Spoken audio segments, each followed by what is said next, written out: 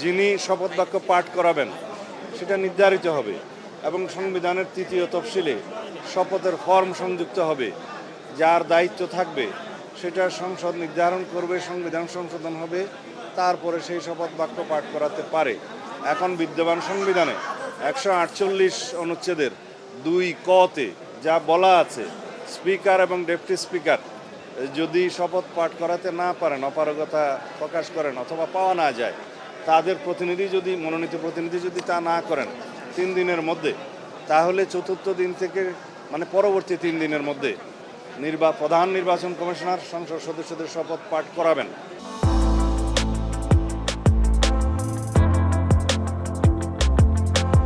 সেই বিধান অনুযায়ী প্রধান নির্বাচন কমিশনার সাংবিধানিকভাবে ক্ষমতাপ্রাপ্ত হয়ে তিনি আমাদেরকে শপথ পাঠ করিয়েছেন।